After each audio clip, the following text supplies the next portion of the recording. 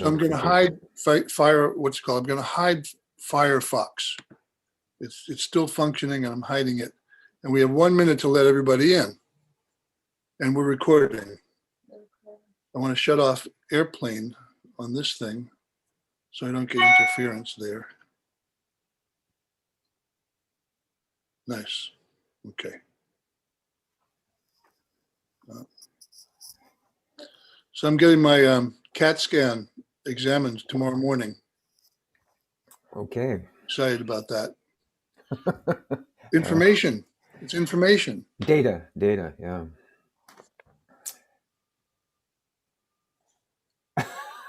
Okay. All right. Okay. Are we in? We're going in? 1 minute?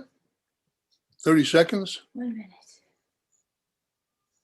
Janine van Tuningen is from Rome. She's there. Alavaro Leva. Don't know who that is. Do you? Okay. Well, I don't know. I think we've reached out a lot this last few days, right? I even paid for a campaign. Okay, are you ready? On Ready. Facebook? Yeah. Yeah. So a lot of presumably people can join the Zoom, or they can actually just watch on Facebook. Yes. Yeah. Okay. Okay, I'm admitting off. Okay, here we go. All right.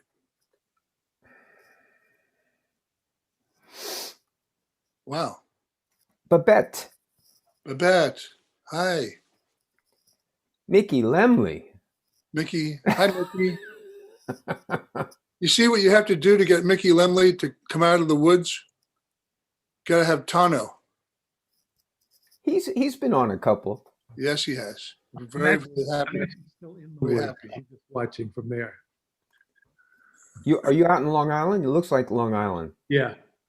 All right. Oh, Babette, thanks for turning your camera back there.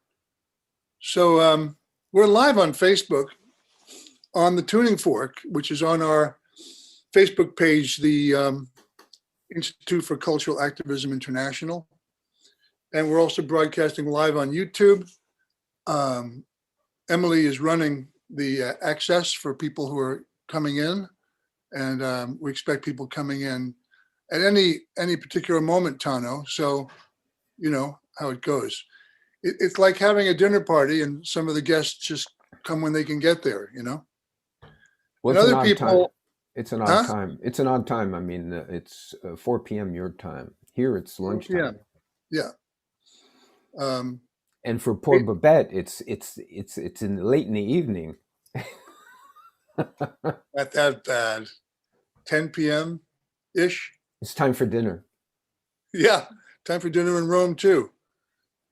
Janine, and see some people like Janine and Wolf, who are perfectly welcome to keep the program like a kind of, wallpaper, Tano, like an audio wallpaper in the background, or if people don't want to, show visually where they are or who they are.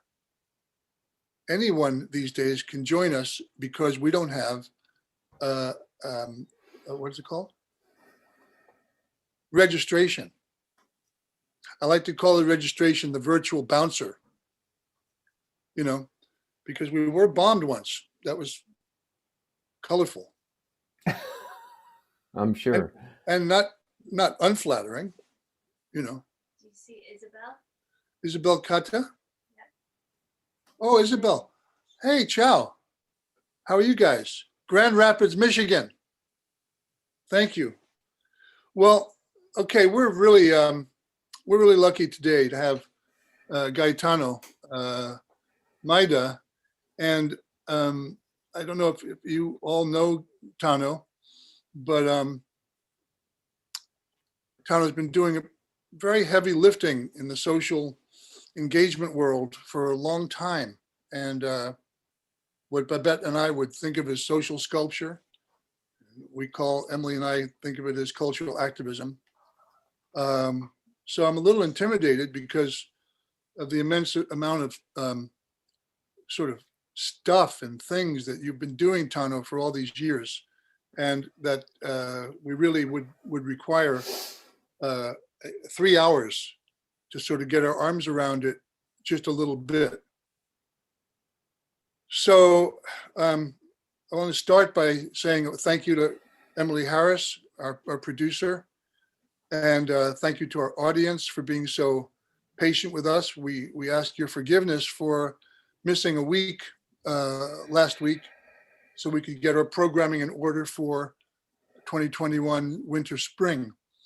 And we're very excited about it. And we also are very happy that Babette has decided to be with us in a few weeks, I guess, when it works out for her schedule. And a lot of new people that from around the world.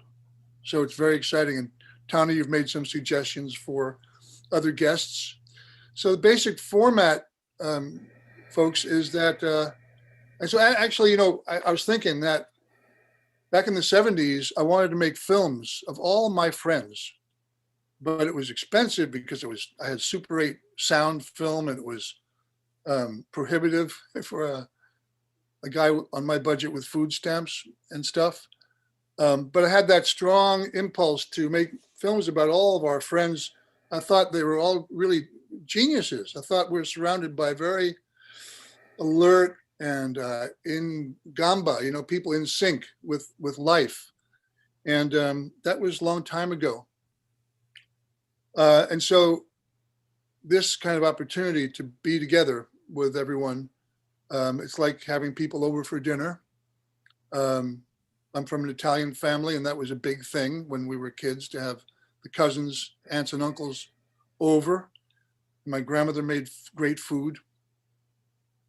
So it's part of our culture. And I noticed, Tano, that, for example, your parents are from Japan and Italy.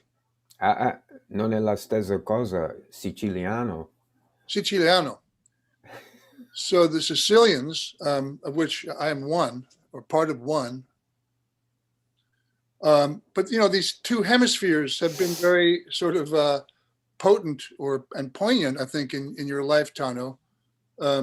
You've been working, you know, creating bridges between culture, and I wonder if you might reflect for a moment with us about how family and community have been maybe some kind of a navigating force in your social world, your personal life. Well, I think we're all a product of our upbringing to a great extent. But first, let me just thank you for having me. I'm delighted to join you all. I've been watching your productions over the last several months, and I'm really impressed with the nature of what you're doing. Is sort of in the realm of a gift, and it's a gift to a commonwealth. It's not something that is directed at an individual, but it's something shared. And I think that this community that gathers for each of these events is really given an opportunity to honor that gift by sharing it further and inviting their friends to participate, etc. So this gesture of generosity, I think, is really sort of the essence of this kind of sharing.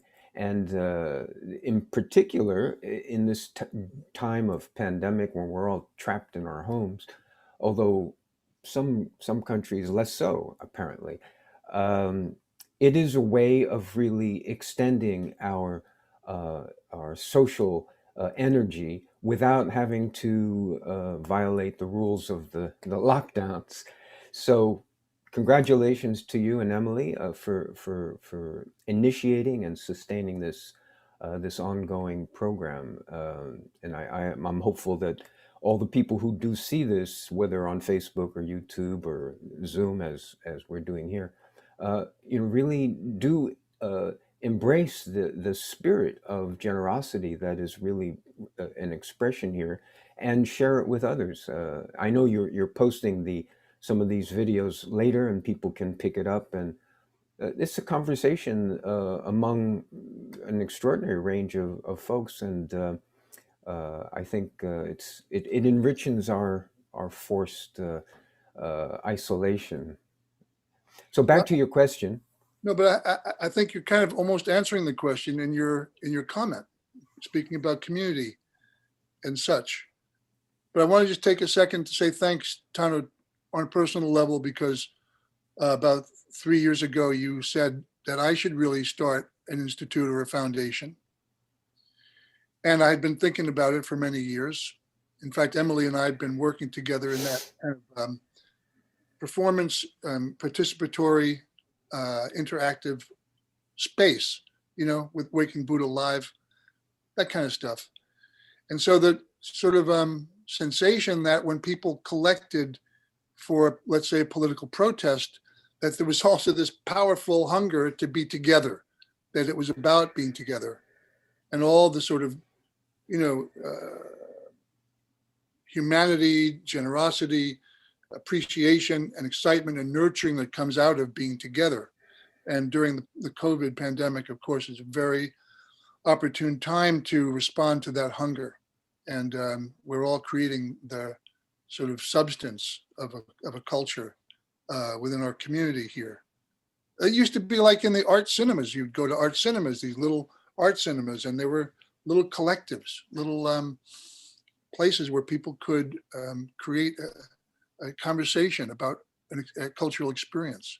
And so this thing of a tuning fork where we meditate here, or we concentrate or congregate, it's like this real-time mantra. We get into this sensation of this mantra, of this collective sound, this presence. And it's so beautiful I could cry. And I do from time to time, because Emily and I really feel like our whole beings are in it. So sorry for the interruption, but friends. It's a conversation. Oh, it is. We're at dinner, the dinner table. Well, again, you asked about family, and many people think it's odd that my parents, would even get together, Sicilian and Japanese. But after World War II, it was great disruption, not dissimilar from some of the disruptions we see today. There were a lot of sort of, we'll say, porous barriers, and which were penetrated by tricksters of all shapes and sizes.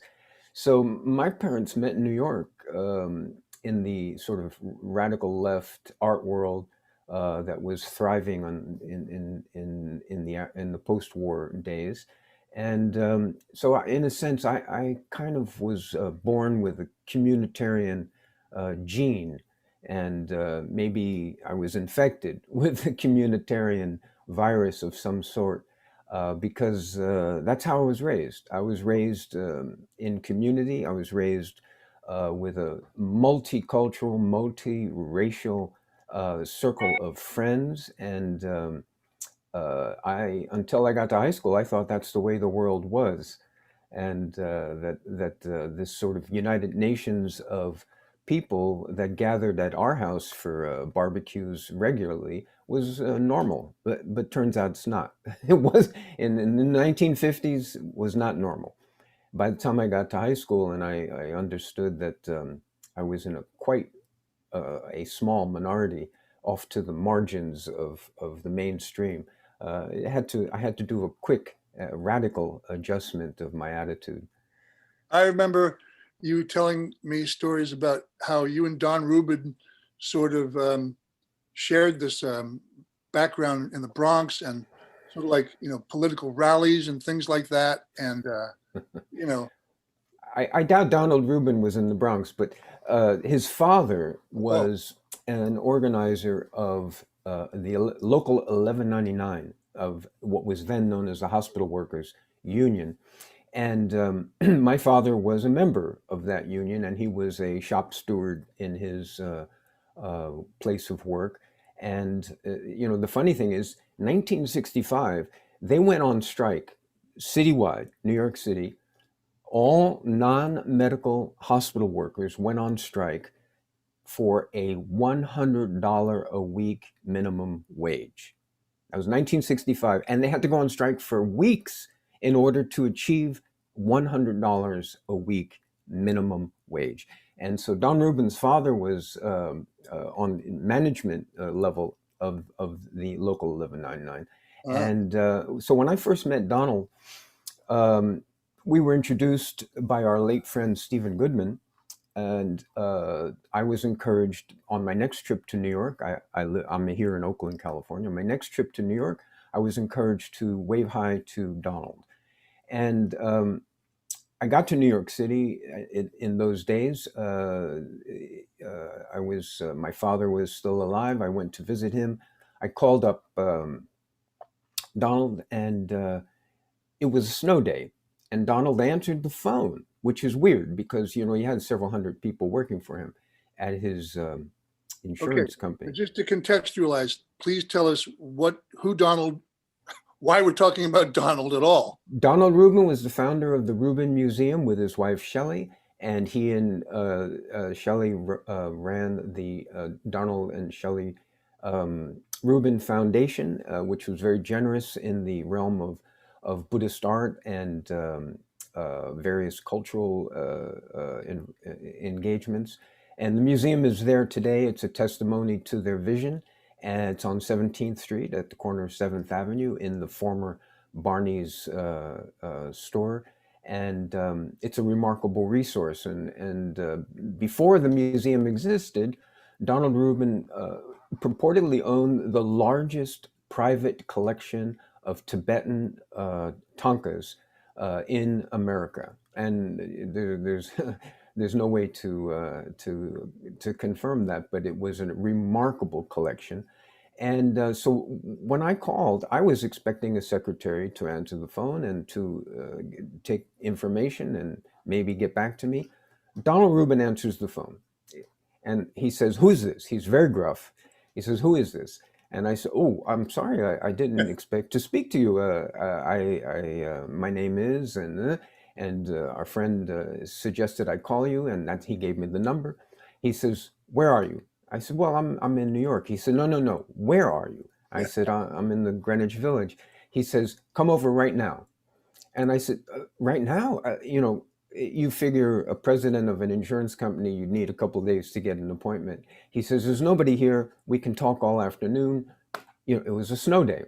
So I said, "Fine, I'll be there in 15 minutes. I walked over, went into this insurance company on Fifth Avenue, and the walls were completely covered with thangkas. It was the most amazing impression that anyone could have of a business covered with Tibetan thangkas. And they're beautiful. They're well framed. They were clean. They were an incredible collection. Was so Moke there at the there. time? There's no Mokotov was there at the time? Nobody was there. Well, Mokotov was a consultant, but there's nobody in the building. I'm wandering around the office. Nobody's there. No receptionist. I'm saying hello. Finally, I hear bellowing in the back, and I went towards the sound, and he was on the phone. He was yelling at somebody. So I waved from the door, and he waved me in. He said, "Come in, sit down." So I sat down. He hung up. He says, "Okay, who are you?" I explained very briefly who I was and how I came to be there. He said, "So no, but tell me who you. Where are you from?" And I said, "Well, I'm from the Bronx." And he said, "Oh yeah. Well, he said, "You're what kind of people?" I said, "Well, union people." He said, "Oh, union people." He says, "What union?" And I said, "Well, Amalgamated Clothing Workers of America, and then Local 1199." He says, "1199." He says, "That's my father's union." He says, "You can't be from." I said, "My father was a member of the union. He went on strike in 1965. He said, "You were on that picket line?" I said, "Of course I was on that picket line." I said, "Were you on that picket line?" He says, "Yes, I was on that picket line." I said, "Do you remember all the union songs we sang?" And he said, "Of course I do." I said, "Come on. There's nobody here in the office, just you and me.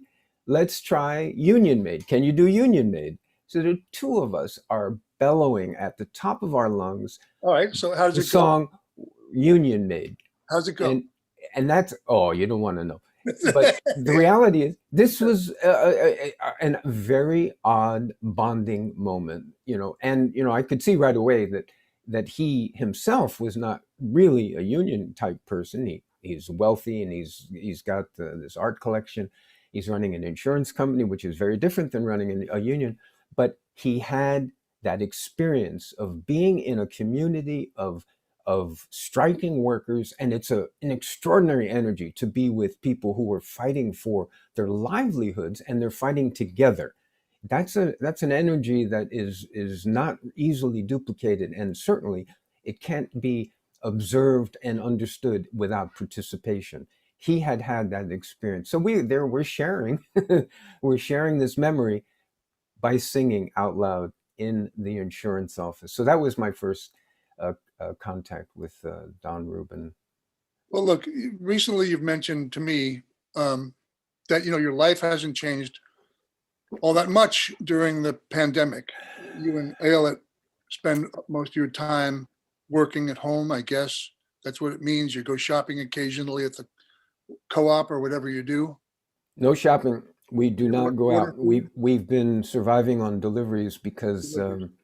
it's a little hazardous out here. People are not necessarily observing all of the safety precautions, and we have a spike. I don't know if you look at the daily COVID thing. California has a spike right now. Not a healthy place to be.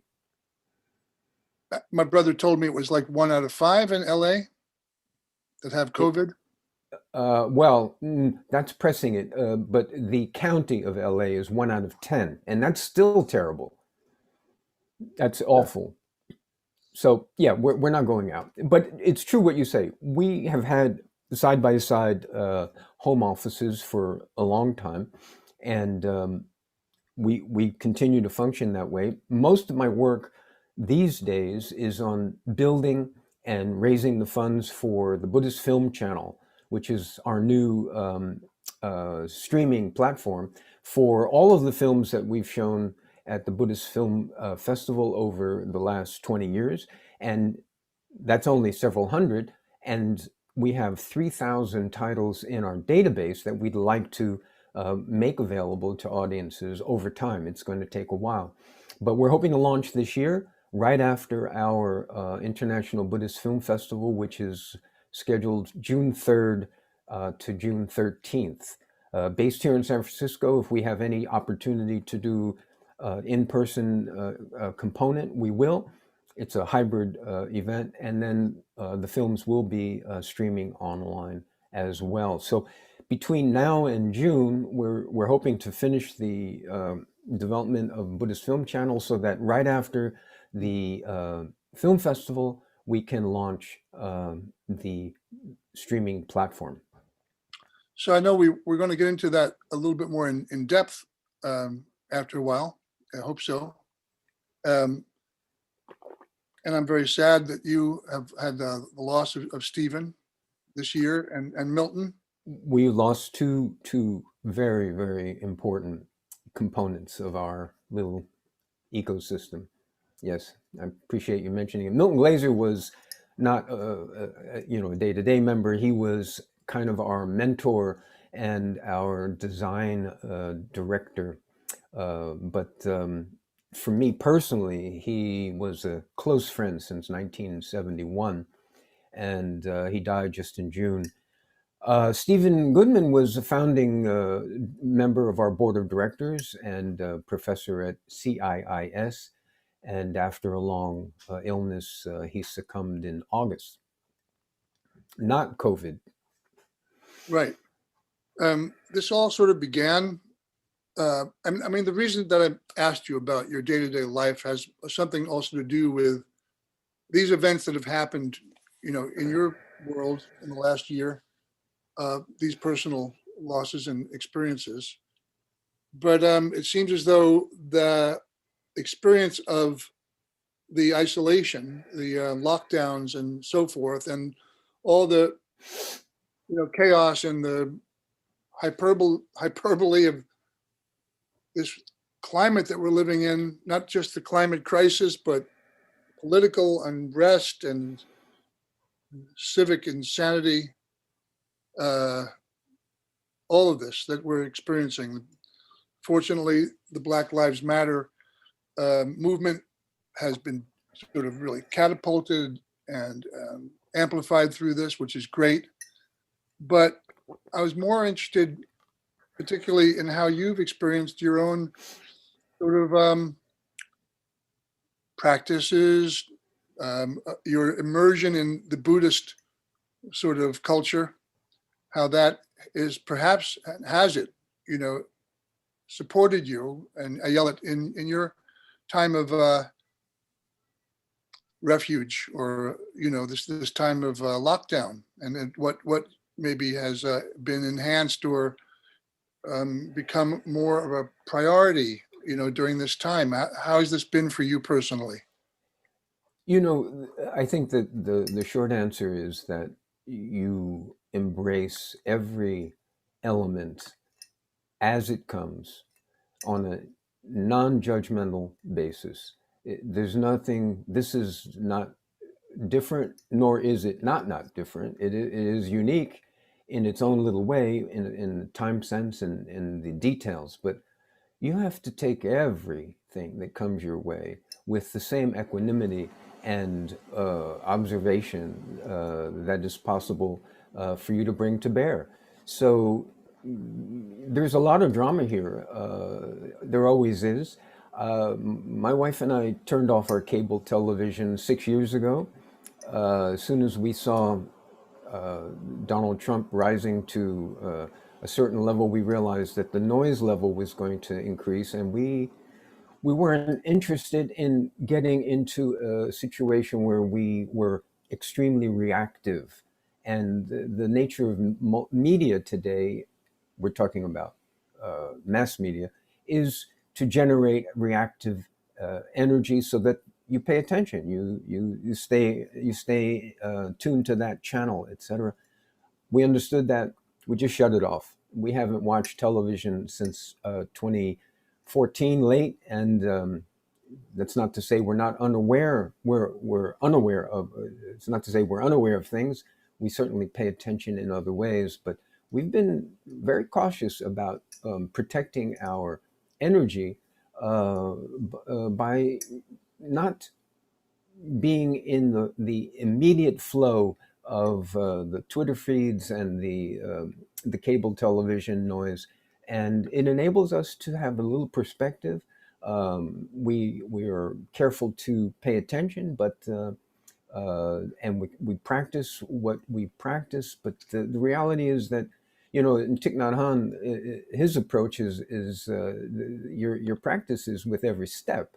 And whether you're at a traffic light in your car, or you hear a bell ring, whether it's the phone or it's the meditation bell, it's the same thing. It invites you to take a breath, to step away from your sort of reactive energy, and to center yourself back on the earth, and then move forward. So it's not a different situation, despite the fact that we're on lockdown. We go for walks every day, and we have to be careful not to react to people not wearing their masks. And it's true that it is a different environment, but it is just more of the same in its fundamental way. So there's nothing new here. Tano, we can talk about DC, what happened in DC on Wednesday, and we say that's new, but it's not new. It really is. It's just a detail. The details are different. This is an ongoing drama in our nation, in our culture. Well, there's no question that we've just seen the beginning of this powder keg. But yeah, it's been just below the surface for quite a while. So right. We can say original sin here is 1619, but there's no question that we're in difficult days on that front. But that's not how we process our day to day here. I just want to point out that Mickey is an extraordinary and accomplished filmmaker, as is Babette, and I think that some of their work is also on perhaps on the Future channel, but in the archives somewhere at the BFF. You featured a number of films by people who were, here or nearby, within the community. I see Rosemary Rawcliffe is on the call. She's a filmmaker, has several films about Tibetan teachers and Tibetan culture. And Connie Fields is on the call, and she is a remarkable documentary filmmaker as well. It's a ever expanding community. Let's go back, if you don't mind, to the sort of burgeoning moment during the cremation of Chogyam Trungpa Rinpoche in Barnet, Vermont. What was it, 87 or 88? 87. I don't 87. And somehow you and some friends, was Rick Fields there? Who was there? You all had this sort of understanding that we were going to create eventually what became Tricycle Magazine. Is that right? It didn't happen like that. We were all thrown together for about a week. Some of us came early. Of course, there were members of Trungpa's community were already there. Preparations took weeks. We drove, Ayala and I drove up and spent some time with some of the members of the board that we knew from long time ago. And there was a lot of drinking, I should add, among this circle. And we started to understand very, very quickly that something dramatic was happening. That wasn't just a funeral, a cremation of a great master. It was also a statement of maybe a border in the timeline of Buddhism in America, for sure. And we didn't know what that meant, but we recognized that it was possibly the end of chapter 1. This is here we have a traditional Tibetan cremation of a Tibet-born Vajrayana master, and it's on American soil. And that's unique. That's something special. I mean, Shunryu Suzuki Roshi had died earlier in 1970, if I'm not mistaken, and that was an important sort of transition for the Zen community, but it didn't have the same import as the 1987 cremation of Trungpa Rinpoche. And we began to think as a group, and Sam Burkholz was there, and Rick Fields, and Helen Twerkoff, and Philip Glass, and I mean, there were a few others who were in and out and we said, what does this mean? What should we do with this sense that this is the end of a chapter and the beginning, perhaps, of a second chapter 2 in Buddhism in America? And over time, meeting in New York over pizza at Helen's loft, began to understand that, well, everyone's going to do what they're going to do. Rudy Wurlitzer had a book that he wanted to do, and he thought maybe he would try and do an opera as well. Philip always has more than enough to do. Helen thought she would do a new edition of her book, Zen in America. Rick Field said, I'm going to do another edition of my How the Swans Came to the Lake. And I said, at the time I was focused on still photography, and I said, well, I think I'll pursue the story of Buddhism in America as a photojournalistic project. And I'll go wander around and take photos and see how it presents itself as a visual narrative. And I went off to do that, and everybody went off to do what they're going to do. And a few months later, we gathered again to see how things were going. And I said, I don't think I'm going to live long enough to photograph Buddhism in America, because every time I think I have it captured, another 10 Buddhist centers open up, and another 5 teachers arrive from the Asia, and I don't think it's a fixed thing. I think it's a moving target. And so Helen and Rick Fields and basically started saying, well, maybe this is a magazine. Maybe we should do this on a regular basis. It's not just one story; it's a continuing, evolving story. And of course, it was. And I said, well, as it happens, my office is in Milton Glazer's building, and he's the arguably he's the master of the magazine form. He designed. He New York started New Magazine. York, and he designed Time, and he designed Fortune, and he designed Wall Street Journal. And I mean, there's no publication that hasn't been touched by Milton Glaser. I said, let me ask him. So I went upstairs one day and I said, Milton, I have a great idea for a magazine. And he laughed. He says, get in line. So I said, okay, let me just give you the quick, the elevator pitch. And he listened and he said, you know what? You might have something there. If you think you have something, though, I want you to go back and come up with 100 magazine article ideas and the author attached. So it's not just a headline, it's the name of the article and who would write that article. If you can do that, you may have a magazine. You may discover, though, you only have 10 article ideas and you run out of steam. And then what you have is maybe a little book or maybe have a one-off, but Right. call me Quarterly. when you're ready. We went, within several weeks, we had 200 magazine article ideas and we knew we were in trouble. So that's when in earnest, we went and started to put together the first issue of the magazine. So just allow me to make it clear that we're going to be speaking with Tano for about another 35 minutes together, he and I, and then we invite everybody to participate in the conversation, comments, questions, whatever. But of course, if someone has an immediate question or comment, please chat with us and let us know, or hold your hand up for a second. Just on a personal note, Tano, I hope you don't mind me asking. If it's too intrusive, I understand.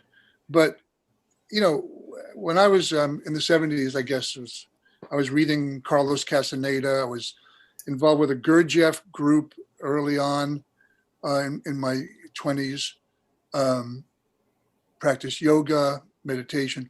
A lot of people were doing these kinds of things around us. And that's not unusual for artists, culture people that we know. For example, Marcel Duchamp was involved with that.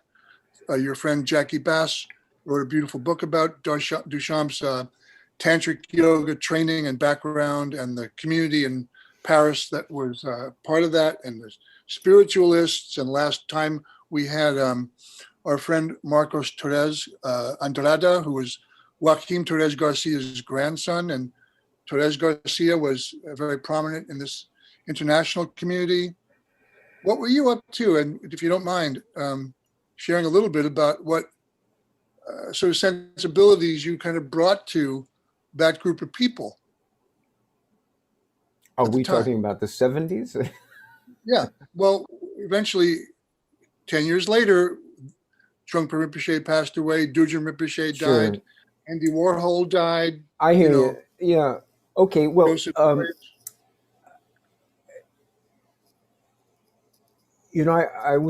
I grew up very poor in the Bronx, and after my mother died, we were kind of impoverished. She had a master's from Columbia. She was better educated than my father, and he was determined to stay in the working class realm to help develop these unions.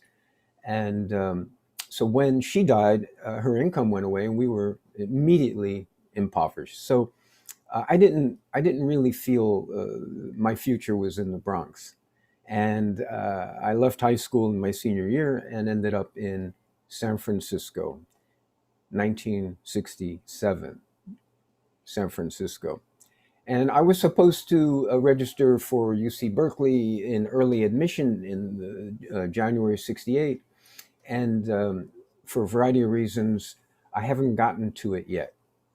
So I managed to spend 4 years in the San Francisco Bay Area, but I haven't gotten to college yet. And during those 4 years, I started to study Hatha Yoga with Swami Sachidananda. His Integral Yoga Institute had a San Francisco office. I also visited the LA IYI. Shunryu Suzuki Roshi was teaching in San Francisco at the San Francisco Zen Center. I was exposed to that.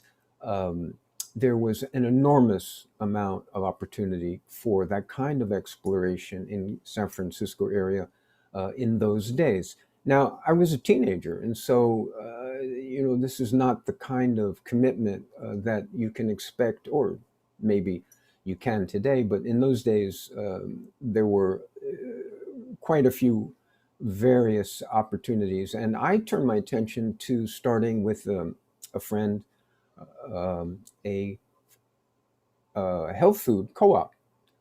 So we basically were all interested in eating well. We're doing yoga, etc. But there weren't that many health food stores. So we created a health food co-op in San Francisco, and we joined the San Francisco Health Food Retailers Association. And we did our best to bring healthy food to our neighborhood, which was the edge of the Mission District called Bernal Heights. And from that, I got a lot of experience that I would not have planned to have, which is to say, business experience. And as a result, I was invited to Los Angeles to start with friends a restaurant, food store kind of complex.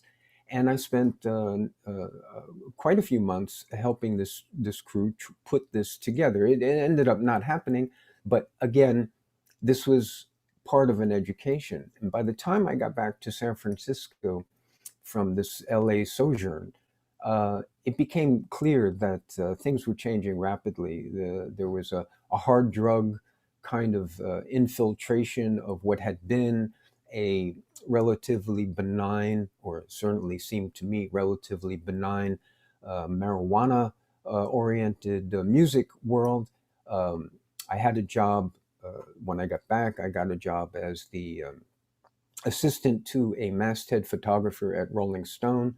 And so I was exposed to the music world in a very, very intimate way. And it didn't look good. It wasn't looking good. And that year, Jimi Hendrix died, and Janis Joplin died, and it was a mess. And so I said, I think I better leave this world. And I headed back east in 71. And I visited my father, who I hadn't seen for 4 years, and he was living somewhere I had never seen before. Where? While I'm there, I'm hoping to get to a farm situation in Vermont that I had been invited to, and the phone call never came. What did come was the friend who had invited me to LA to start that restaurant had gone to a place near Woodstock, New York, and had started a bakery for an American teacher of yoga called Rudy. His name was Rudy, and he was a teacher of a Advaita style yoga, kind of a tantric training. He was an Oriental art dealer with a shop at that time. His original shop was on 7th Avenue, next door to the Village Vanguard. I'm sure some folks know where the Village Vanguard is. But at the time that I met him, he had already moved his shop to 4th Avenue between 9th and 10th Street. And this bakery, which my friends had started, seemed to be a big success, but they couldn't figure out some of the business problems. So I said, I'm happy. Yeah, I'm waiting for this call, so I'm happy to come visit you. I'll take a look at your enterprise. And I did. I studied their baking. I asked them for their recipe cost cards, and they didn't know what I was talking about. So I said, okay, we're going to start from the beginning. We're going to spend a week. You show me all the materials that you use. I'm going to measure, count, quantify the whole thing. Then you're going to show me all the recipes that you use, and you're going to prepare everything. I'm going to count, quantify the whole thing, and I'm going to take all this information, and we're going to go on your delivery run to New York City. I'm going to come back, and I'll give you a full report. So that was my first week in it's actually a little village called Big Indian, New York.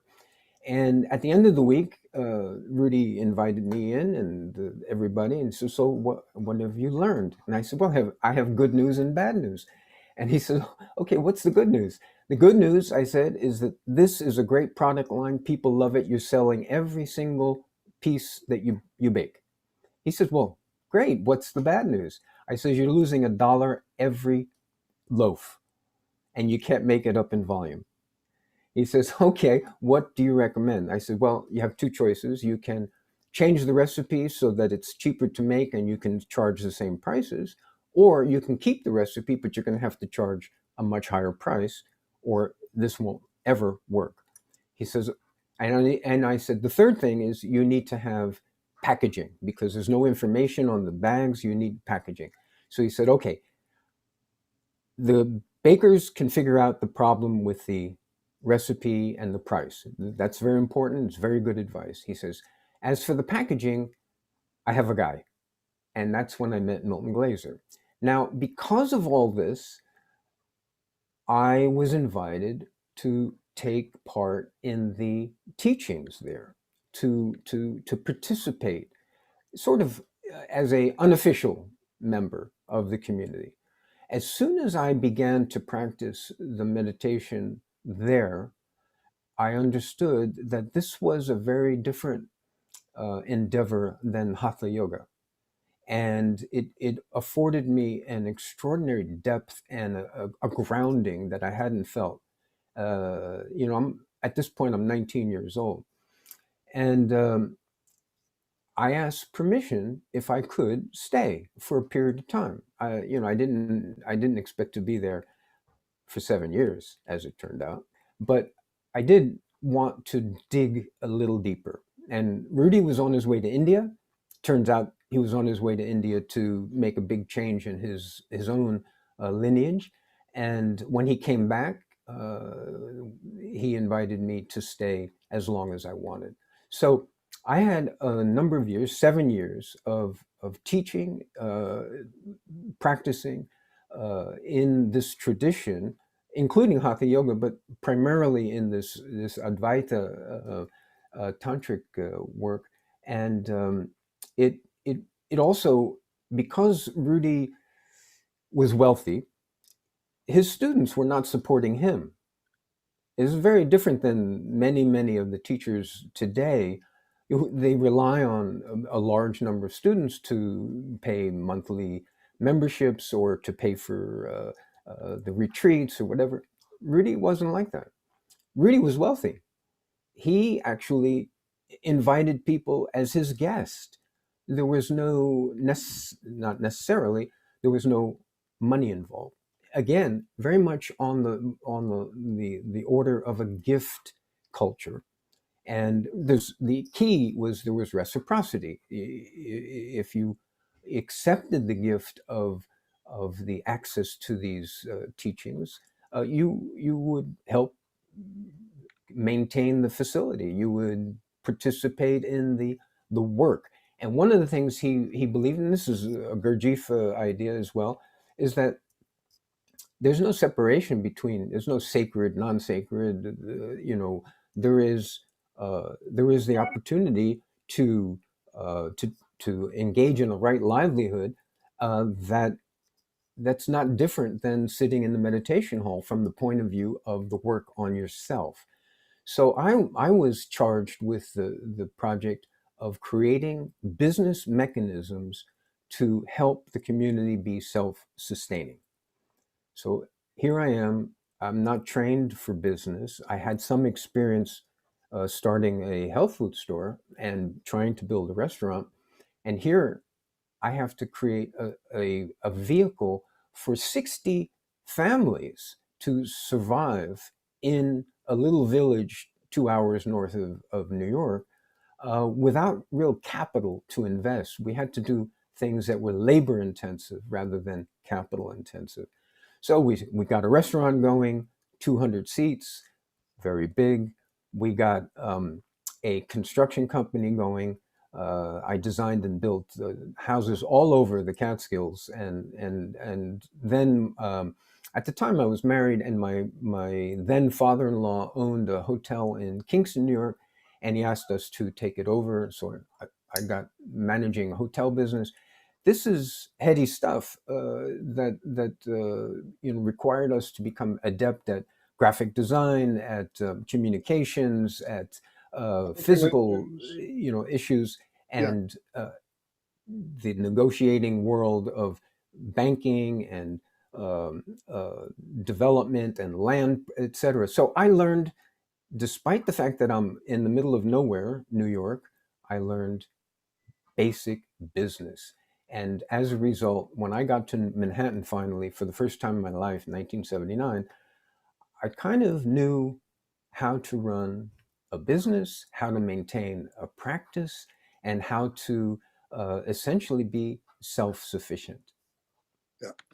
So, we jump maybe far ahead into the Buddhist Film Foundation. And this is the frustrating part, folks, because that's why I mentioned maybe after 3 hours, we get our hands around a little bit the roots of what it is you're doing now.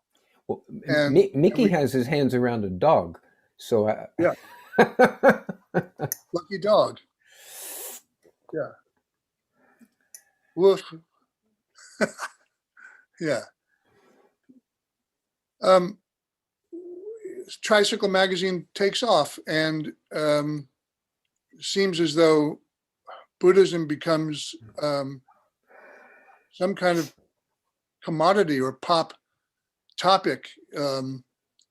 What did you all think about that, and what were the sort of attributes that you felt you wanted to carry, into the work with the foundation and the films that you've been premiering? Let's do a quick version of this. We had a strategic plan at Tricycle, and the idea was, let's get the magazine out there. Let's build a core subscription base. Let's begin something that has an ongoing quality to it. If that clicks, we're going to try and take that brand and build a book publishing identity. We were going to package books with the Tricycle name on it. And if that works, then we're going to go into the conference world, where we will invite speakers and various different disciplines to participate in conversations that we can record, and all those things that you do with conferences. And if that works, let's then do a film festival. So we had this idea at the very beginning. We're talking 1990, 91. And yes, we got the magazine up. 2 years later, we got a 10-book deal for publishing, a publishing imprint, the Tricycle imprint. 2 years later, we got our first conference program going at the World Trade Center in the Twin Towers. This is 1995, I think.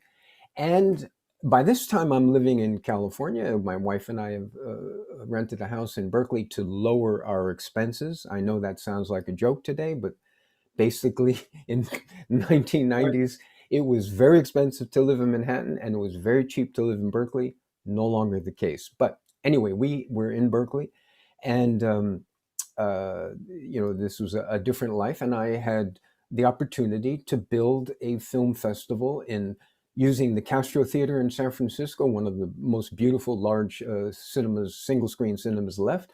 We had KPFA Radio was going to be a sponsor. We had the Landmark Theaters was going to be our Berkeley base. And I called Tricycle. I said, okay, we're all set for the film festival. Are you guys ready? And they basically said, listen, we can barely keep our noses above water running the magazine and trying to get these books out. He says, you're on your own.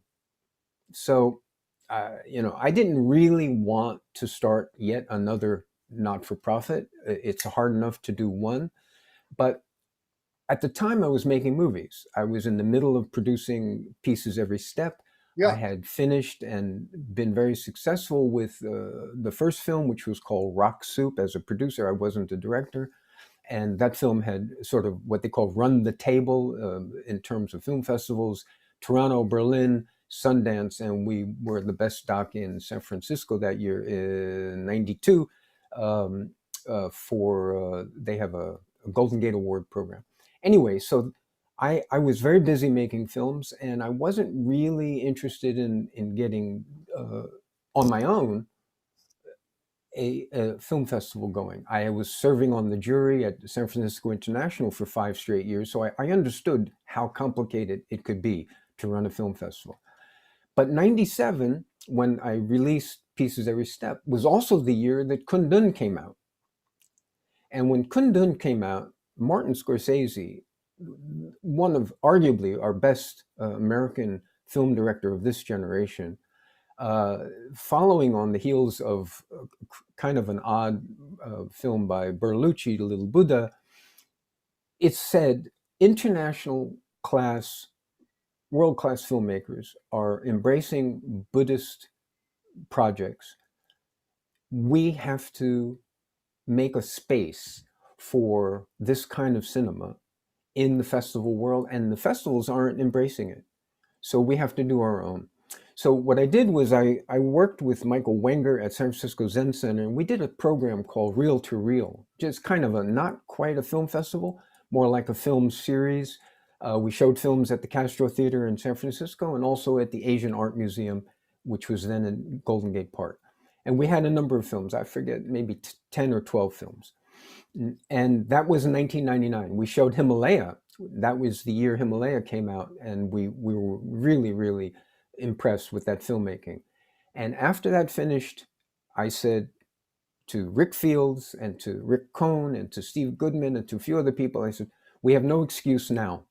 We have to move forward. We have to build a Buddhist Film Foundation. So in 2000, we incorporated, and we were scheduled to do our first film festival in New York City in October of 2001 with State University of New York, Stony Brook, which was opening a Manhattan campus, and it was opening an Asian studies campus at Stony Brook. And so they were a perfect partner, and they were prepared to do it.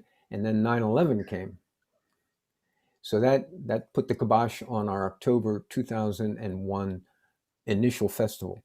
Our real first festival occurred at LACMA, Los Angeles County Museum of Art, in November of 2003.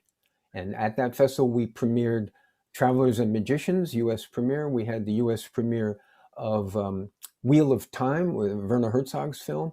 And we had a sort of a rediscovery, relaunch of Jacob's Ladder at that festival. And it was a wonderful first festival, and that's how that began. But Wait, so didn't you also premiere In Search of Kundun on the West Coast? Not in 2003. We did that later. Not at that one. We did that in 2005. I remember now. I actually introduced you to Michael Wilson and Carol, and you invited them to the festival in LA. They did come, and then they gave us the film to show at the next festival. Yeah. So the festival began with a kind of unique approach, which was, we're not going to be a same time, same place every year kind of festival, because I didn't want to spend all my time raising money every single year to make sure that we could subsidize the festival. People don't realize this, but film festivals get about 15% of the revenue from ticket sales, maybe 20% in a smaller festival. That's not enough to support the work, the effort, the travel, all the expenses. You need other sources of, Babette can tell you about this. You need other ways to do that. So what we evolved was a model where we would be invited by an institutional host, and we would be the programmer, the curatorial resource, but the expense, the venue, the promotion, the publicity would be undertaken by our host partner. And we were able to do that. We've been in Mexico City, Hong Kong, London, Bangkok, Singapore, Vancouver, all on this basis of being invited to present a film festival and having the host handle the local dynamics and infrastructure and expenses, Yeah. and we would arrange for the film, program it, and bring the event to them. So that's been a model that we didn't think of when we first started, but it has evolved. So, During this time, we also decided that a lot of the films that we showed were not getting commercial distribution. It's Buddhism, as big as it is in our minds, is actually extremely marginal in the culture of the West, and as a result, uh, commercial exploitation of these films is not really practical. A handful of films in 20 years that we've been doing this. We started in 2000. In 20 years, we've seen maybe 5 films make real money, and through commercial opportunities. Many of our favorite films made zero, nothing. They've had no opportunity. And so we created our own distribution company to produce and distribute DVDs to the home video market. And since the DVD market has slowly become obsolete, we are building rapidly the Buddhist Film Channel streaming platform to rescue these films from oblivion, to essentially be a digital archive, and also to make these wonderful films available to audiences in the preferred way of experiencing film today, which is streaming at home. well, good luck with the anxieties and excitement of that adventure at this stage in your life. Yeah, I That's mean, quite it's not wise for 70 septuagenarians to be doing startups. Trust me, I don't recommend it. Don't try this at home. okay, but there's something still going back 25 years or so of the virtues of this material, this culture, this when Hollywood made big movies, 7 Years in Tibet, Little Buddha, perhaps even Kundun, $11 million only, Kundun, by the way, right? But still, there was this question: was it a colonialization, of this culture? Was it what were these people doing? Why were they making these films? And what was the real sort of inherent virtue or benefit of them in our culture? And that you Well, still seem to be working in that space. I think we have to be careful here and to generalize, and I don't recommend it, because each of the films that you just mentioned had their own different motivations and origin stories. And we can argue about the quality of the film. Each of them have their weaknesses, and also they have their strengths. And that's film. I mean, every film has a story. But our mission is not to go to Hollywood and find the latest Hollywood feature that may have a Buddhist subject or a Buddhist idea or a Buddhist character.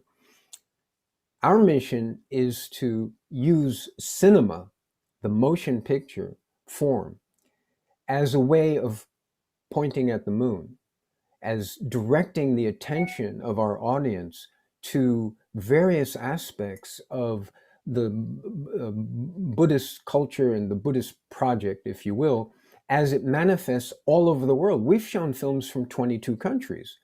And it's a very different story of to see a film that's made by a Buddhist filmmaker from a Buddhist country than it is to see almost a, I don't want to denigrate the effort by saying that it was pure spiritual tourism on the part of Bertolucci to tell the story of Little Buddha.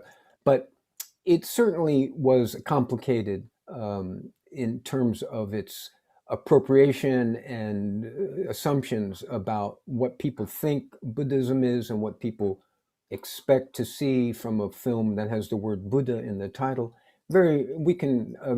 Arguments can go on all night.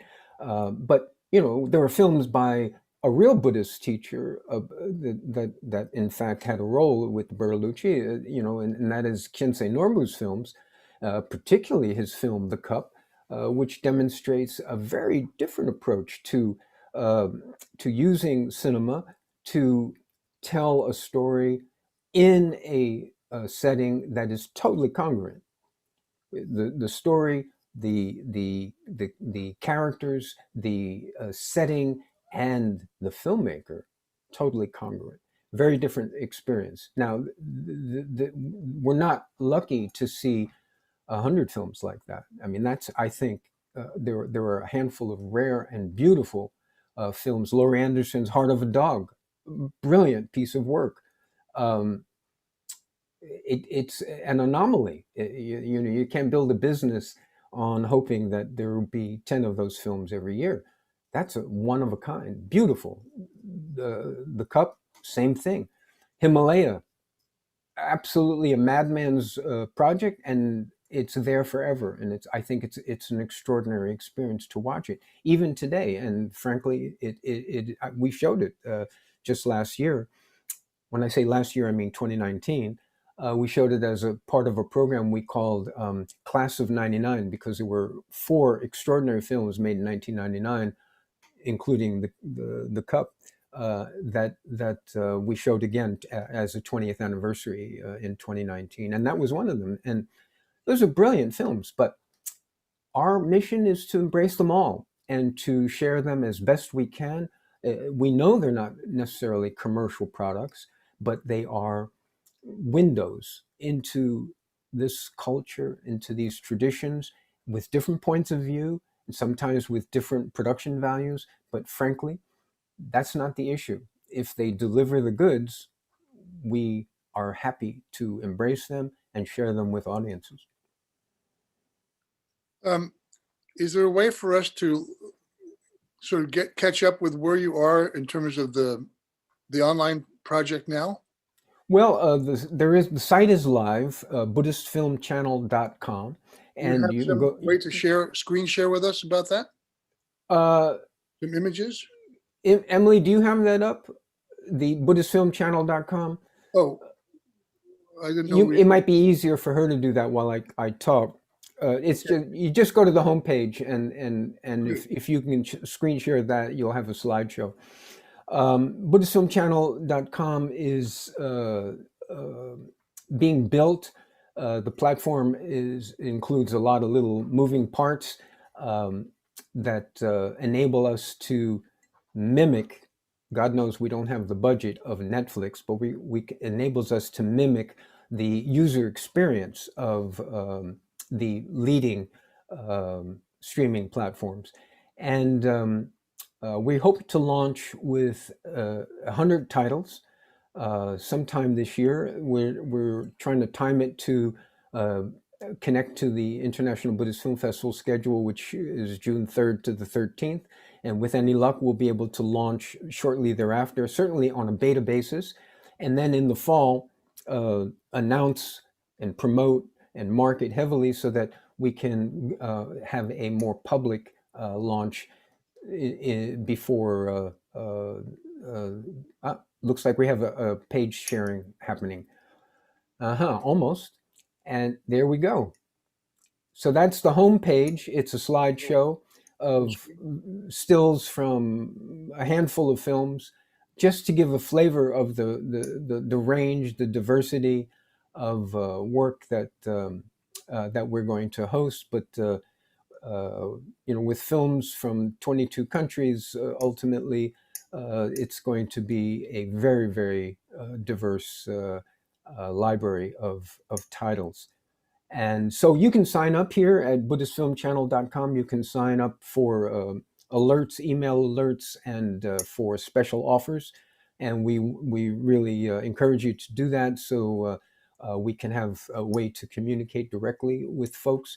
But we will be announcing things along with the announcement of our IBFF International Buddhist Film Festival 2021 sometime early in February, and we hope to have news about specific dates for the streaming platform sometime before the festival opens in June. And there's Heart of a Dog, one of my favorite films, and there's The Cup. So yes, that's happening, and the There's reality is Maida, that we're Babette's also film right there. Yeah. yeah, and we're also still obviously in constant fundraising mode. That's a key factor. It's one thing to get the site up and running. It's another thing for people to know about it. We don't want to be the tree that falls in the woods, and so we're pushing ahead on fundraising so that we can have some resources to apply to marketing and promotion. And the opportunity to offer subtitles in all of the major um, language groups is not only is it important, it's actually um, the key to making these films more broadly available. And so we're starting a special fund just for a translation subtitling fund, so that we can take a film that we have now, maybe it originated in Tibetan, maybe it originated in French, maybe it originated in English, and make sure that we have subtitles in Chinese and in Japanese, and Korean, Thai, Tibetan, etc., so that over time we will be able to offer uh, an option for subtitle in most of the major current languages, and that will enable access to these films that has not been possible to date. Most of these films Yeah. are essentially produced in whatever native language they were produced in, and they may have English subtitles. Tano, in a recent article um, in which you were interviewed, I think it was Buddhist films, something along those lines, in these challenging times, that kind of context. In this article, you were quoted as saying, "I expect to see some new films starting next year that have been touched, motivated, and possibly determined by the extraordinary events of this year, 2020, and it's not over yet." I guess the article came out sometime in the autumn. But No, the interview occurred a couple months back, but we were already north of 200,000 deaths in this country, and so the article just came out, but the interview occurred a couple months ago. so tell us a little bit about your insights, or what information you may have about films that have been touched, motivated, and possibly determined by these There are this two amazing. issues. I'm not just a programmer for International Buddhist Film Festival. I work with programmers on other venues, and I see a lot of films. And we know that there are hundreds of films that were made in 2019, 2018, that have had no opportunity to be seen by audiences because almost all the theaters are closed in the major markets. And this has produced a huge backlog of content. In the meantime, it's been almost impossible to produce films in 2020. Uh, the restrictions on any kind of gathering with strangers, which is a necessity in making films, made it almost impossible to produce any new works here in the United States for sure, but also in many other countries. And as a result, there are a lot of films that might have been made in 2020 that did not get made and won't get made for another year. And most this Buddhist cinema is always on the marginal edge of things and always looking for access to funding, etc. And so I think what we will likely see is not just 1 year, but maybe 2 years from now, we will see films from this Buddhist arena that were not made in 2020 so much as they were made as a result of everyone experiencing this year of the, we'll call it the plague year. And next year, 2022, we may start to see the results of that. The films that I have seen that were made in 2020 so far have, of course, focused on particularly the effects of the pandemic on local populations, on specific problems like healthcare and work and refugees and um, migrant labor. These are smaller films and they're doing their best, but we haven't seen any new films from the Buddhist arena that touch on the events of 2020. Because it seems as though such an enormous demand for mental health, the sorts of, how do we deal with the mental health issues that have been occurring, that will continue to occur? The ramifications are extraordinary for maybe decades out of this difficult time. And it seems that Buddhism and other traditions are sort of, in a way, able to confront these kinds of issues, and perhaps even many of them born in time when these kinds of things occurred in the past. And so they are informed by the reality, and their efficacy of practice and tradition has been time tested. So I guess what you're saying is there'll be products that may attend to those sort of demands, spiritually, emotionally, socially. I think it's above my pay grade to speak to that level of response to this extraordinary year. But in the film world, certainly, I know that many creative people are hard at work on writing and planning to tell stories that have been formed, really generated by this extraordinary experience that we're all having. And I'm optimistic that we're going to have some wonderful experiences with film and novels, etc., because it's an unprecedented experience and it has to have an effect. But I have this other arena of passion, and which leads me to a different perspective, and this is a passion for the culture of tea. And tea has been around a long time, a lot longer than cinema, and has engendered an enormous amount of art and poetry, and has survived through civil wars. And we're talking about a plant that is native only to China. And so as a result, if you look at the history, the last 3,000 years of China, it's been a sort of a litany of strife, of conflict, of disasters, of floods, and yet tea has always been available to calm the sort of social, it's like a social lubricant, and to enable people to experience each other and their own minds without necessarily being detached from the world as it's exploding around them.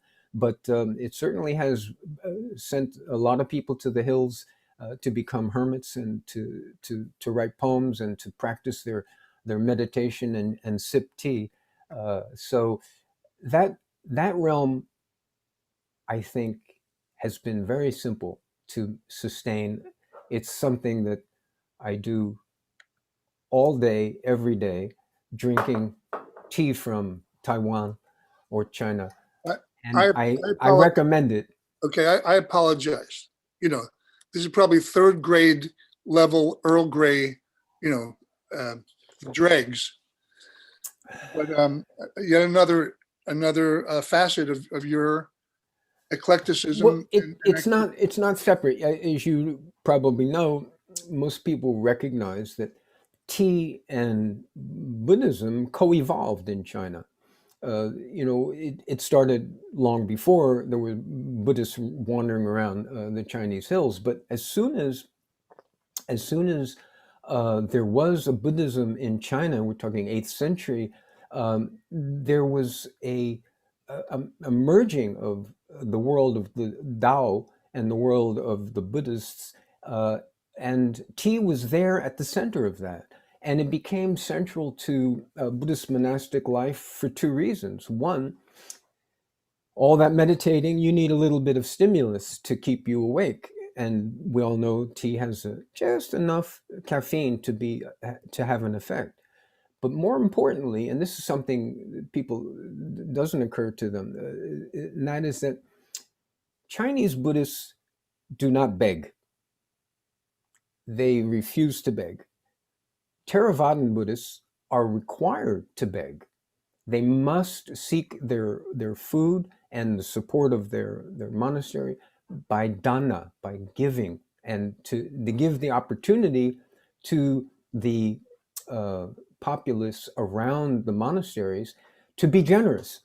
They offer that opportunity, and in exchange they get food, and they may get support for the monastery. Chinese Buddhists, no. They're not going out begging every day for their meal, and they're not going to have only one meal until noon, no meal after noon. That's not going to happen. So how do you support a monastery, and it's not cheap, when you don't beg? Well, you have to have products. And since you're growing tea to keep your monks awake, you can grow a little more and offer the surplus to the villagers, who will then exchange for the tea money, or maybe they'll bring flour in exchange. Right. And as a result, tea became central to the Chinese monastic economy. And as a result, it was central to the Chinese monastic lifestyle that the Japanese witnessed when they came to study in China. And when they went back to Japan with their various meditation and their sutras in Chinese, et cetera, they brought the tea. And that's when tea became the Japanese tea that people identify as tea ceremony and all that other stuff. That all came from China. So you're saying that this is like a tuning fork, a liquid tuning fork? A bit. Yeah. A bit. Although I have to say the adulteration with liquid, financially liquid too, I guess, right? It is the most consumed beverage on the planet except for water. More than wine. Who knows more than these beer. things? Who knows these things? EO. God. More than water, more than wine, more than coffee, more than Coke.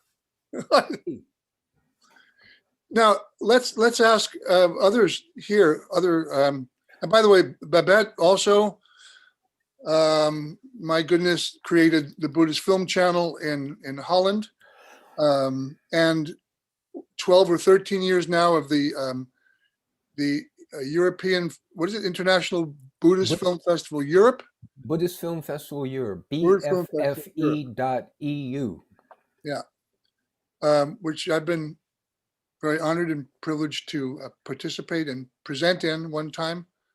A great time of change in my own personal life and the work I was doing. Very interesting. Babette gave me that opportunity.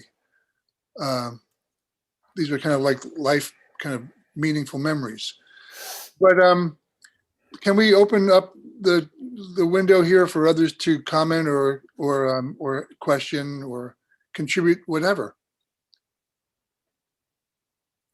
I think your producer has to, Emily, has to invite Babette anybody who wants to speak.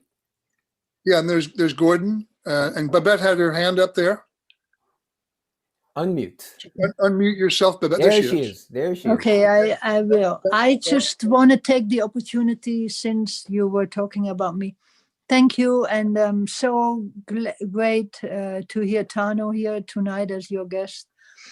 Tano and John both, I'm so intrigued by the fact that when I made the film 4 years ago, when 45 came to power, I was lucky enough to do that, focusing on, let's say, the non-inclusiveness of Black or colored people in the Buddhist community.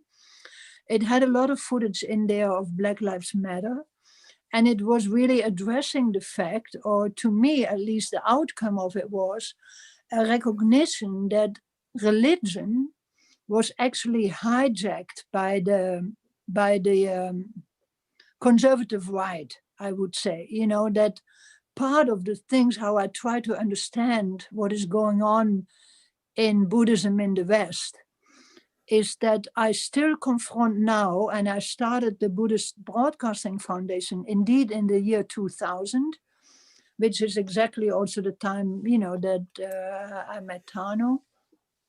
And in all these years, it's still a prejudice or a non-acceptance that Buddhism encompasses all parts of society. In other words, we have been doing and trying to really not just talk, I mean, to us as practitioners, you know, Buddhism is those two wings of, you know, wisdom and compassion. In other words, if we are truly involved in Buddhism, from wisdom and from stillness, you know, meditation, compassion will certainly arise.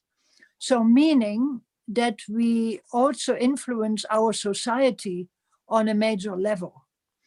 And I've seen it happen, and I've seen it happen in all the, specifically also the great people who have contributed to our, also not just to our Buddhist film broadcasting foundation, but also to the film festivals like Laurie Anderson and like Philip Glass and like all these, and John yourself, Tano yourself with your incredible film pieces, Every Step.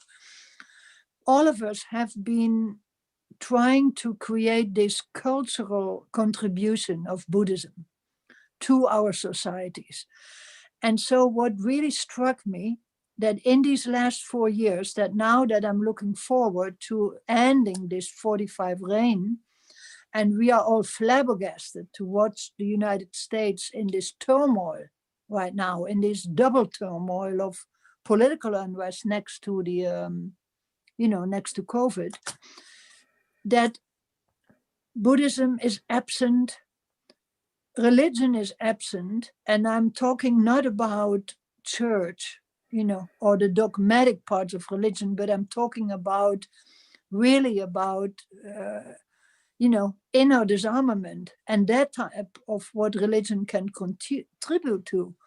And as Angel Kyoto Williams so beautifully addressed in my film about that phenomena, I see nobody coming out, Tano. I'm asking you, I see almost none of the people, not just that we're not just asking for finished movies, but also, where is religion in this turmoil that's going on in the United States, in this loss of democracy, and in this, I'm sorry, it makes me emotional, to see that Buddhism is also not at the forefront of making, of taking a stand in all of this. Why is it that, Yeah, Babette, if you don't mind me responding, Tano, I think there's been a big misunderstanding about the function of Buddhism and of Buddhists in society. This is, think about Bernie Glassman, the beautiful guy who's really occupied and inhabited physically social engagement. And I think that's what's, perhaps I'm not seeing it in a completely holistic way, but I think there's a big piece missing in terms of what the message is of Buddhism, of being involved in the real world. Mm-hmm. That the practices enable us to be in the real world most powerfully and effectively. And so, Emily, that's why Emily and I are sort of doing this, because we feel at least we can do this little piece, which doesn't cost a lot of money. It's good for the community. It gets content out there. Maybe it activates other social, cultural activists around the world. There's some sensation that at least we're doing something, not to boast, but to sort of in an annoyed way, like, where's the Buddhism for adults? You know, grown-ups who actually want to deal with what's going on in their families, in their communities, and in the society. With, never mind, again, climate crisis. Come on. So I'm sure Tano has something to say about that, and Gordon has a question, and Let's then go to Monet Gordon. Clark.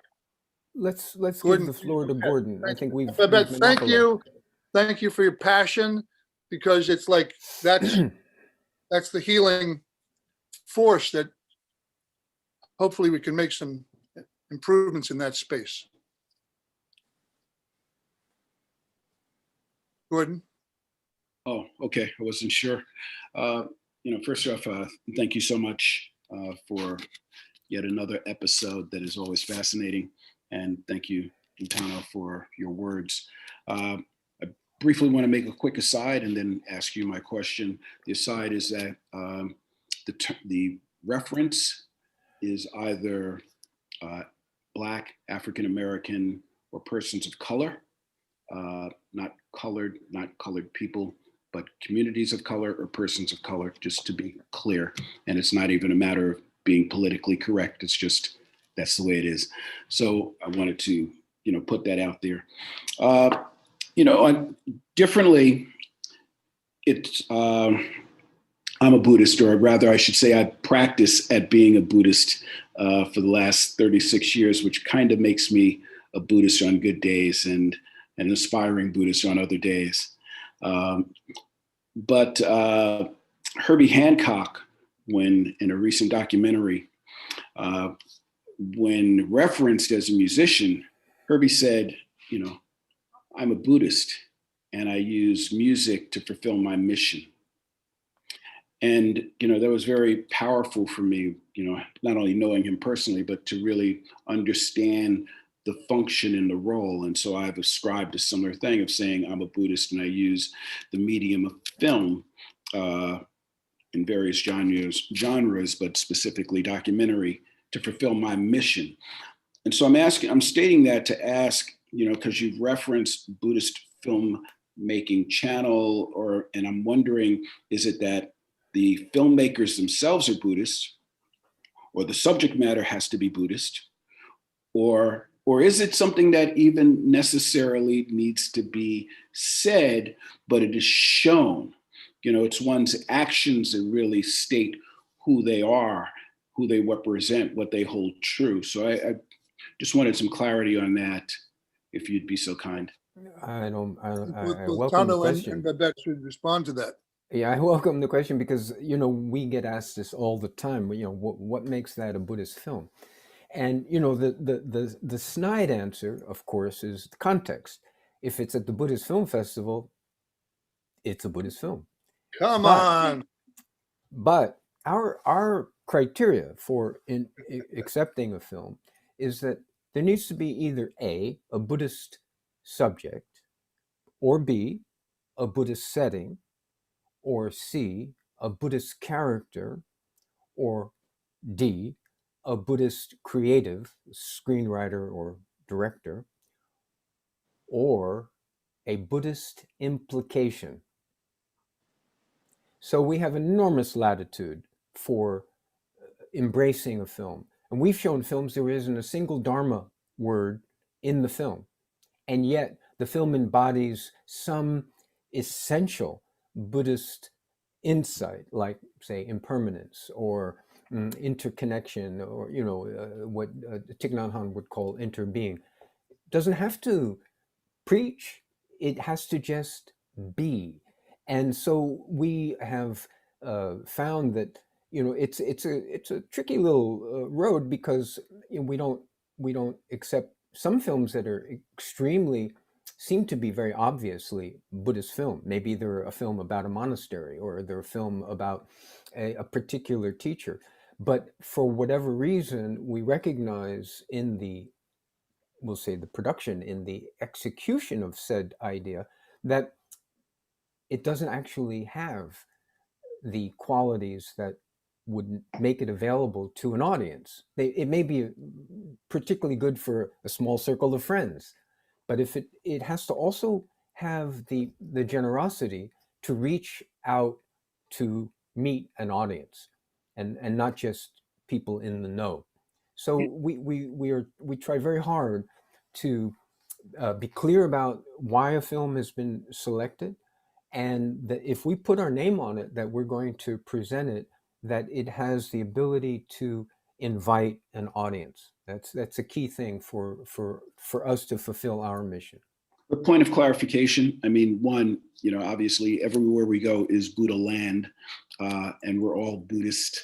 But I wonder, is it a specific Buddhist sect or approach to Buddhism that you're aspiring to, or if you are looking at it as in the totality of Buddhist thought, and and I would say that there's a fallacy or there's a failing with your snide response, and that is, my films, have found themselves into, Jewish film festivals, into being screened in Israel.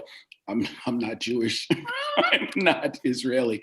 So, but that for what it is. But I wonder, because there are obviously different sects of Buddhism, and you said Dharma, so it's implying something to me personally. Sure. Well, we pitch a very big tent, and our whole approach, the way it was with the original ideas behind Tricycle, was that everybody's invited, and the conversation is open. And the idea being that we are not going to be the judge of the hierarchy or establish any hierarchy of sects. We're non-sectarian, and this is actually a very interesting thing. This is why we've been able to show films from 22 countries, because we do not have any, as curators, as programmers, we do not have any barriers. That said, we have found that in certain countries, when we've brought our festival, there are barriers. There are places where a Buddhism that is considered foreign is not as welcome as you might think among Buddhists. So we have to struggle with that. We have to stand by our choices, and we have to really justify, in some cases, why we might include a film that has violence in it. How is that possible that you can show a film with violence and still, well, that's not the issue. The issue is not that there is a violent event. There is violence all around us. We have to embrace that. If the filmmaker has done it in an artful way, in a way that reaches audiences with something to say, we can include that. There can even be sex. There can even be what many would say is an unsacred space revealed, because Violent that's sex. Pardon? Go ahead. Sorry. Violent sex. No. Do we lose you, John? I was going to say natural born killers. Now, you see, Natural Born Killers, it didn't fit in with our programming, but we know that, one of our favorite filmmakers thinks of that as his favorite film. That's right. Kensei Norbu, the filmmaker of The Cup, has named that film as his one of his favorite films. Now, I think he's being provocative there by suggesting that, and I would have a difficult time, I think, justifying including it in a general audience festival. But it's the kind of film that I would love to share with an audience and have a conversation about. But we've shown Jacob's Ladder, and if you're familiar with Jacob's Ladder, you know that on the surface it doesn't look like a Buddhist film.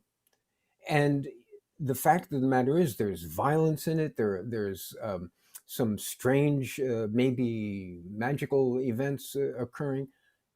The screenwriter, who happens to be a very close friend, wrote that to evoke the Tibetan Tibetan Book of the Dead. He specifically Did Bruce write that set one, out. Donna?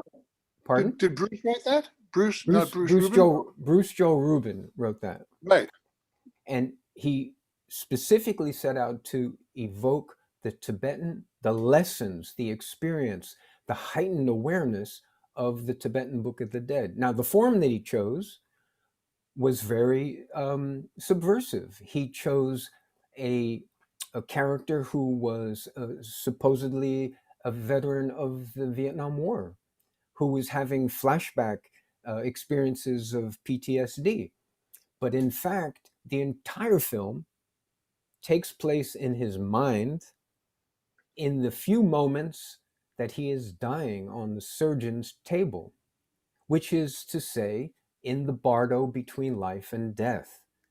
And so, without a single word of Sanskrit, Tibetan, Chinese, Japanese, whatever, Bruce Rubin wrote a script that was very artfully directed by Adrian Lyne to evoke the spirit of the Tibetan understanding of life and death. And so we showed that film.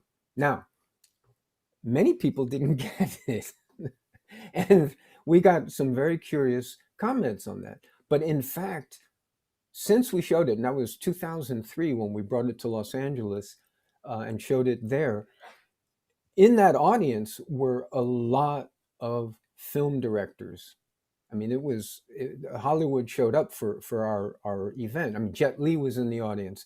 It was one of those things where Variety had taken notice of what was happening. When that red carpet rolled out, Variety was there and everyone showed up because that's how it works down there. So the conversation about Jacob's Ladder then became one of, this is a newly discovered cult classic. It had never been promoted as anything other than a thriller. And Tim Robbins is not a star. I mean, he's a wonderful actor and character actor, but he's not a star. So he's not known for being able to open a film. And the film didn't have any hook that they could market it with. So it didn't do very well in the marketplace. But afterlife of that film as a cult classic, as a a sort of subversively Buddhist film, has continued to this day. And we showed it just, we had a screening with Bruce Joe Rubin in June of 2019 here in San Francisco, and it was sold out. It was, so we're happy to show films that are transgressive so long as they meet our criteria of reaching an audience with something of a Buddhist element. Thank you. I have to see some of your films. You're going to have to give us a link so we can take a look. I think we're connected on LinkedIn, but I will, I'll also send it. Send me a message. That'd be great. Thank you. We'll introduce you by email, guys. So, Monet, are you still present there for a comment or a question? Monet Clark? Can you hear me though? Because We can hear my you. Zoom, in the can hear you. country, it's We can hear you. You're out in the country. We Hear me? know. hi. So yeah, thanks for another great connecting time, and I'm enjoying so many of the things being said. But I wanted to mention something that Gaetano said, and also Babette, that when she was talking, I got kind of excited to respond that there's a radicalization going on of religion in America. I mean, you're witnessing it in the political footage, but it's also happening in the New Age community. And as a Californian that's lived in the subculture my whole life, I've been kind of surrounded by people that aren't they've been really radicalized by this conspiracy theory stuff. So it's really, there's a lot of tumultuousness going on in the spiritual communities. I've just spent the past 10 days organizing with certain community sort of leaders that don't really understand, and they're putting white people that have aligned with white supremacists on presentations with people that have, like Michael Beckwith. I don't know if he's a preacher in California. He's African American. He runs Agape. It's an amazing non-denominational, kind of Christian based, but Buddhist, and it's it's a combination like California does. And put him on a panel of presentations about birthing a new world with these two people that are both narcissists and have aligned with the white supremacists. One of them was at the Capitol on the storming the Capitol. So we all were working on this organizer saying, you got to take these people off of this panel. So, there's a lot of the problems I think that I see going on are the the individual, the American as the individual is kind of coming back to bite us. And it's what I wanted to say to Gaetano was, it's so nice to hear you say you've unplugged from a lot of that. And I really felt like this peace coming from your soul, because you're not, in the trenches with these kind of discourses that are going on. And, I kind of go in it because I have a lot of perspective and I always can kind of bridge people together. And then I have to, get out of it again because it's, it's so caustic right now. But I wanted to just reply to Babette. There's just a radicalization, even in the so-called Buddhist friendly communities that aren't real Buddhists, because if they were, they wouldn't be acting the way they are.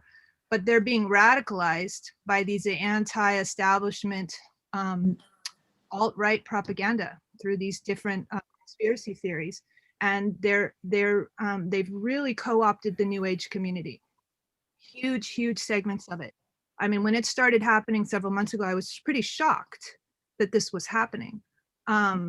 Just people you thought would never turn, and there's been a real coalescing between this these radical Trump supporters and the New Age community. They brought them into the so it's really strange. And I really like that you, Gaetano, have kind of, you're in a, I mean, there's like frequency holders, right, who need to kind of hold the frequency of sanity and the deep work, and not, I kind of jump in and out. Like I'm with the frequency holders who are not involved in all that stuff, and then I jump back in and try to help people see, like, you got to keep this person off the panel and they can't, and then but there's got to be a place where you just keep the peace in your own practice, and then that, like a tuning fork, spreads out to our greater communities of our country. But yeah, I mean, sometimes I wish we had a Martin Luther King right now, right? That we had a real spokesperson for the truth and love, community, because it's really strange that we don't have that kind of a loud voice, I think, for their community, comings together like this. But anyway, Monet, maybe that leader is a community and not an individual. Yeah, sure. Well, I and wish. it's, people are it's happening. I'm with several internet communities that are all holding the space and, for bringing things to light, and they'll say, okay, we need to talk to this person because they've done this, they've organized this event and they've put this person and this person on the panel. And I just kind of go, well, how could they put those two people on the same panel? So I have to say something.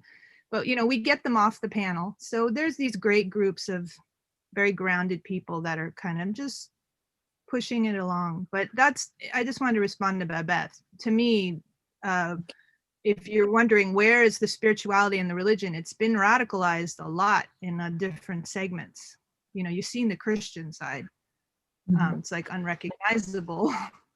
So anyway, I'm glad that there's still kind of just this grounded space of your film festival. And when I tuned in, I was 15 minutes late. You were talking about not tuning into television and cable and the media, and I was like, that's what I need to do for a while. I need to take a break, because it's gotten Monet was on our show a few weeks ago in October, wasn't it, Monet? Before your virtual show opened, Monet curated and still running a show until the inauguration, which maybe, Monet, you could enter into the chat box for people to visit your virtual 3D. It's also it's a place for sanity and it's a really it's a show that combines politics and mysticism and really gets to the existential foundational issues that we're dealing with right now, like what is missing in our culture that leads us to go the way we're going. And so it's a wonderful space. It's 3D galleries. There's 3 of them, so you could hear John has a work in, Emily has a work in it, and 27 artists, Karen Finley. Anyway, it's a great space. I'll put it in here, but it's an activism space, Babette a also went spiritual to the San Francisco Art Institute, Monet, but Babette and Monet went to the same school for maybe different time periods. there. Mhm. But I just want to, I don't want to necessarily say goodnight, but one of us, either Emily or myself, have to run down to the parking lot to get the truck out before the parking lot closes. And otherwise, Mark, we're open over here in Union Square. So maybe I should take off and, huh? Is Mickey still there? Mickey's, he's there. He's just on mute His and with video's his off. microphone. But just why don't you talk to him, Babette? Well, I just want to hear, I mean, I'm glad to see him and I'm glad to see many others. I saw that Rosemary left, but There he is. Mickey, you haven't said anything, but it's great to see you. The thing. Huh? Goedendag. Goeiedag. How is your film doing? Good. Still up? It's still up. People seem to like it. Great. Yeah, that's wonderful. It's so great. It's going for a few years already. Well, that's wonderful. Not- More Dalai Lama, the more the better. what is the film that you're speaking of? The last Dalai Lama. Oh, yes. Wonderful. Yeah, Hey, great film. yeah, we had a great screening. Hold on, quiet. We had a great screening in Rotterdam that Babette set up to, I don't know, it was 5,000 or 10,000 people. And I speak a tiny bit of Dutch because I spent the summer when I was 17 in Holland. So I was able to say goedendag to the audience, and a lot of applause. And then I said, ik ben blij hier te zijn, which means I'm happy to be here today. And that was pretty much the extent of it. But I also knew how to say, ik wil dit per luchtpost verzenden, which means I'd like to send this by airmail. And I wasn't sure how I was going to fit that into an introduction to a movie about the Dalai Lama, but I managed. But of course, the greatness was that His Holiness was there. That You too. know, I mean, that makes a difference. Yeah. It was a beautiful audience. Yeah, Very it was great. Anyway, it's so great to see you all, and not many people say anything, but I feel we're all connected. And thanks, Emily and John, for doing all this.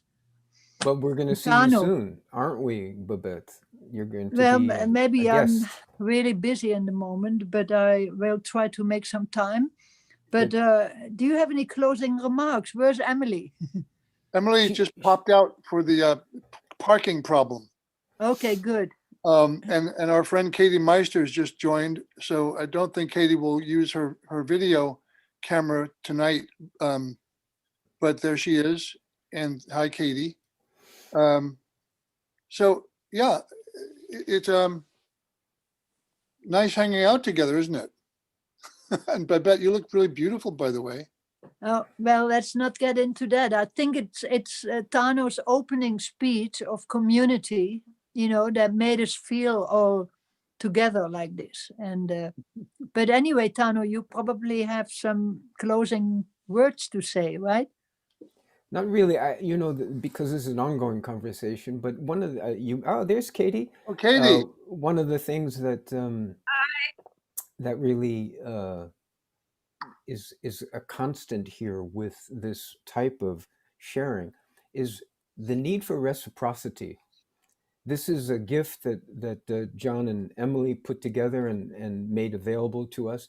And our obligation, our opportunity is to reciprocate in some way, in some meaningful way, by participating. That's one way. And the other is by sort of taking it the next step, as we all will. Everyone in the audience is a creative person in one way or another, and to extend the idea of A, sharing this kind of a gathering, and B, really creating work that it takes these ideas and these experiences out beyond the choir or the circle into the next level. And I'm really very kind of inspired by this sense of gift and reciprocity that is part of our community. Certainly in the film world, we're not in the commercial film world. We're in a different realm of it, where everyone is essentially participating in missions, not in business propositions. There may be money involved, obviously, but that's not the foundation of the work or the relationship. And I think that part of it is something that is shared with this undertaking here as Tuning Fork. So gratitude and reciprocity. Babette and Tano and friends, the function of our website should be that there is interconnectivity, technically, networking, collaborating, brainstorming, that there's history of cultural activism and some scholarship about cultural activism.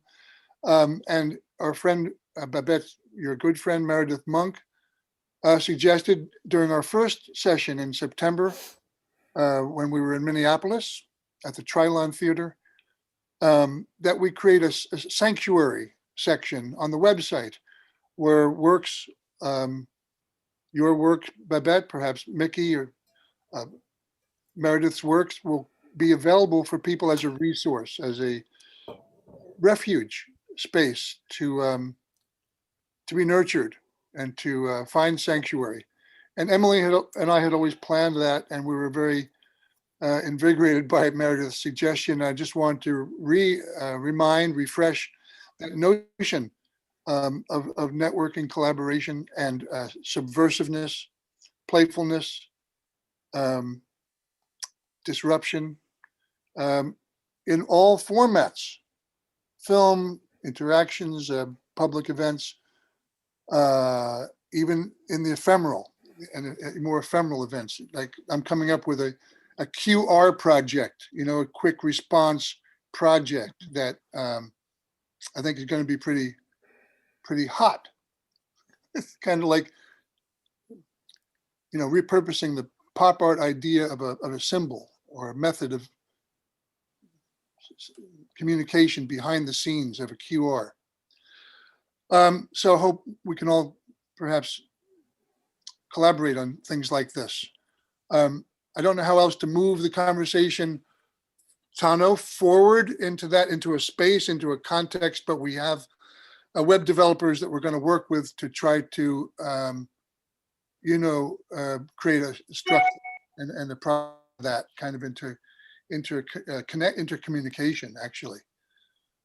So feel liberal about sending us your email addresses.